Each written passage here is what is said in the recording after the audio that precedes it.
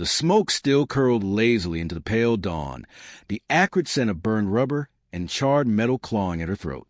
On the edge of the cracked dirt road, a German shepherd sat perfectly still beside the blackened husk of a car, its eyes fixed on something unseen. Lila's chest tightened as she took a hesitant step closer. There was something it refused to leave behind, something that didn't belong in the wreckage. She swallowed hard, instinct warning her that this was more than an accident.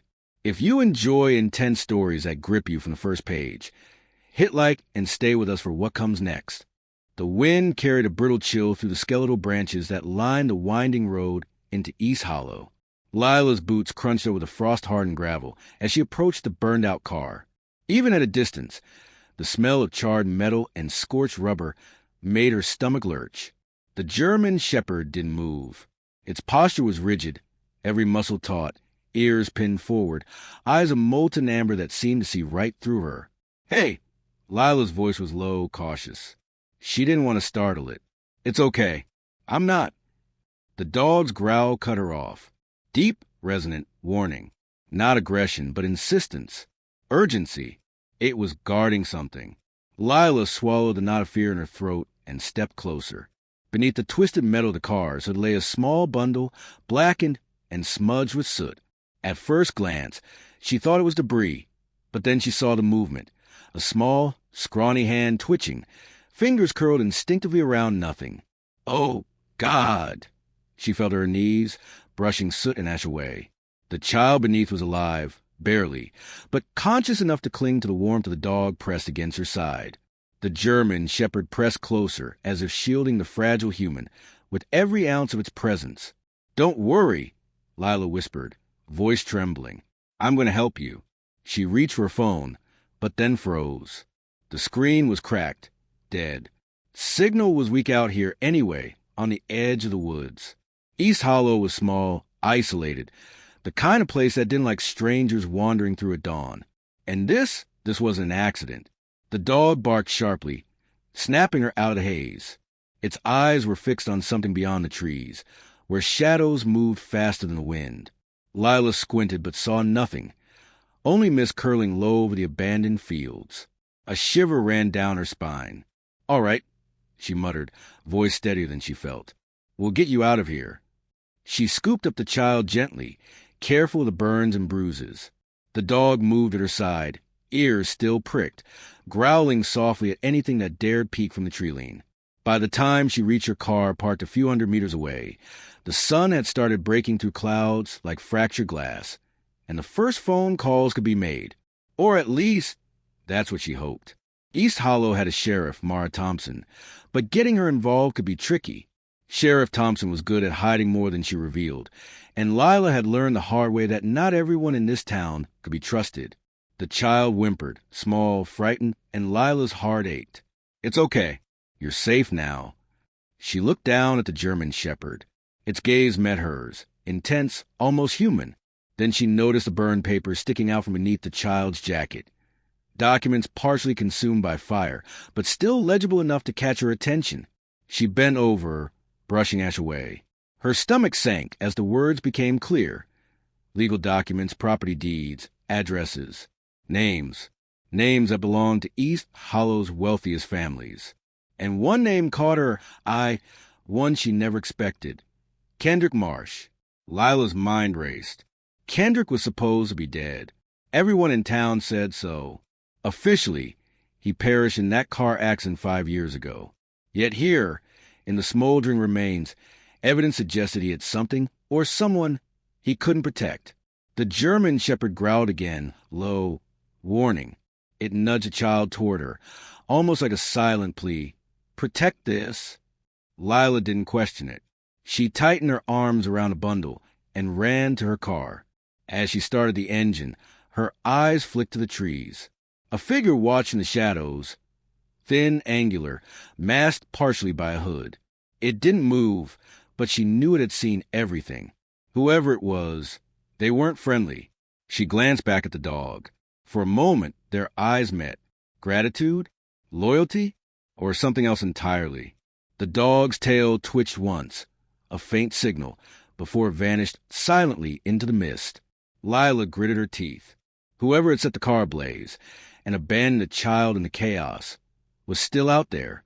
And now, somehow, she was part of it. Part of the secrets East Hollow kept buried beneath its quiet streets and rolling fog. The drive to the sheriff's office felt longer than the miles indicated. Every crunch of gravel beneath her tires made her flinch. Every shadow in the corners of her vision whispered threats she wasn't ready to face. East Hollow was beautiful from a distance, rolling fields and old brick houses giving the illusion of peace.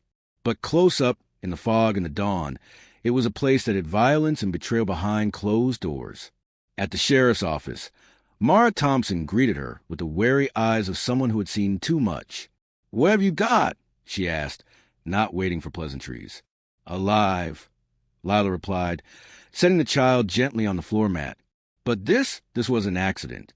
Someone wanted this kid dead. She handed over the charred papers. Mara's eyes widened and then narrowed. "You found Kendrick's kid?" Mara's voice dropped to a whisper. "Nobody was supposed to survive." "Then why am I holding them?" Lila's voice shook. She had more questions than answers, and every instinct screamed that Mara knew more than she was willing to admit. The child whimpered again, looking toward Mara with wide, terrified eyes. "It's okay," Lila murmured, crouching beside the bundle. But the weight of the situation pressed on her chest. Whoever had burned that car had been meticulous.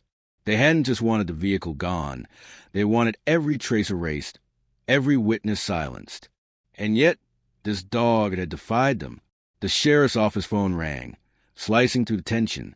Mara answered, her face draining of color as she listened. Lila couldn't hear the conversation, but the words found evidence. And Hollow Road cut through the office like a knife. Mara hung up. "You're not going to like this," she said softly.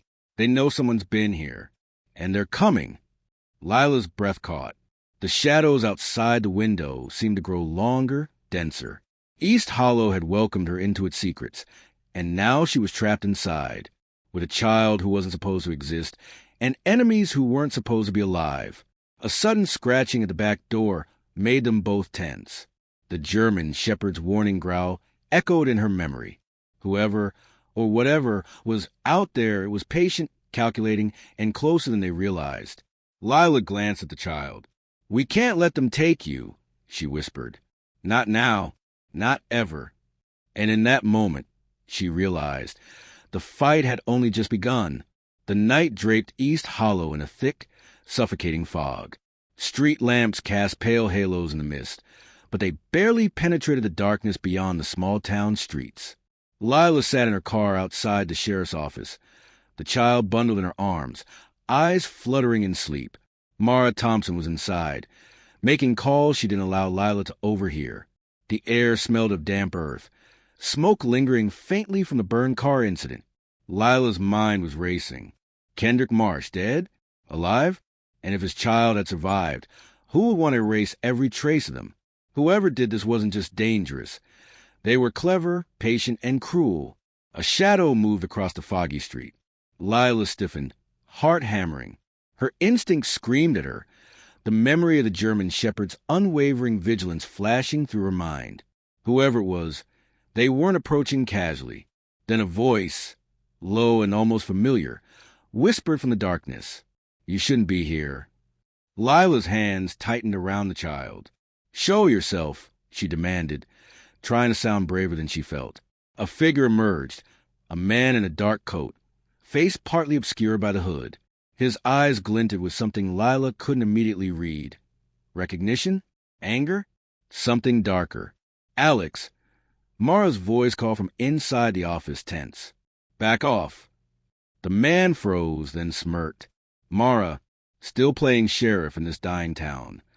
His words dripped with sarcasm, but his eyes didn't leave Lila. "And who's this?" "The little survivor." Lila's stomach sank. Alex Cole, morally gray, unpredictable, a man who skirted laws and ethics with frightening ease. He had been involved in Kendrick's world before, a shadow in the networks Lila had only begun to understand. She didn't trust him, not for a second. "She's under protection," Mara said, stepping toward him. Her hand hovered near her holster. "Leave." Alex's lips curled into a half-smile. Protection. Huh? In East Hollow? That's cute. He stepped closer, eyes scanning the papers Lila still held. You really have no idea what you're holding, do you? Lila swallowed hard. Try me? Alex's gaze hardened. Those aren't just documents. Those are keys. Keys to power. Keys to revenge. And if the wrong people get them, his voice trailed, and the fog seemed to thicken around them, carrying the weight of unsaid threats.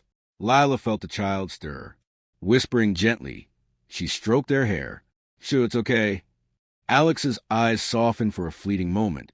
Then it hardened again. I didn't want anyone hurt, he muttered, almost to himself. Especially not them. Mara's patience snapped. Enough games, Alex. Step away, or you'll regret it. The man's smirk returned. Regret is relative, Mara. He vanished into fog as quickly as he had appeared, leaving a trail of tension behind. Lila's chest was tight, adrenaline pumping, and she realized this was bigger than a burned car or a lone child. This was a war hidden beneath the town's quiet facade. Inside the sheriff's office, Mara locked the doors. The child was sleeping again, breathing shallow but steady. We need to move, Mara said. He'll be back and not alone. Lila's mind raced. Where can we take them? The child, they could be the last piece Kendrick left behind. Mara's jaw tightened. There's a cabin outside town. Isolated. No one knows it exists except me and a few trusted people. We can lay low there, at least until we figure out who's orchestrating this. The drive through winding, fog-choked roads was tense. Every bend, every shadow, felt like an ambush waiting to happen. Lila kept glancing at the child, then the rear-view mirror, feeling the weight of responsibility pressing on her. The dog's absence gnawed at her. That animal had been a guardian, a guide, and now it was gone. When they reached the cabin, Mara parked under the thick canopy of trees. The forest surrounded them, dark and dense. It was perfect for hiding, but also for someone waiting, watching. Inside, Mara secured the cabin as if preparing for a siege. Lila finally set the child down on the cot, the little figure curling defensively, eyes wide. We're safer now, Lila whispered. She rubbed their back gently, but the truth was that safety was illusion. Hours passed. The wind rattled the cabin walls, the fog pressing against the windows like ghostly fingers. Lila couldn't stop thinking about Alex Cole, the mysterious figure watching from the fog. What were his motives? Who else was involved? The layers of deception were starting to show cracks, and Lila realized that East Hollow's quiet streets had been hiding something terrible for years. Her thoughts were interrupted by a soft knock at the cabin door. Lila froze. Mara's hand went to her holster again. Slowly, Mara opened the door crack. A small envelope slid inside before the door snapped shut again. Lila picked it up with trembling hands. Inside, a photograph. The child, smiling in Kendrick's arms, and scribbled on the back in jagged handwriting. They're not safe anywhere. A chill ran down her spine. This wasn't just about a burned car. It was about a network, a conspiracy that reached deeper than anyone in East Hollow realized. And someone, maybe many, was willing to kill to keep it buried. Mara's eyes met hers. We're in the middle of it now. No turning back. Lila nodded, feeling the weight of every choice pressing down on her.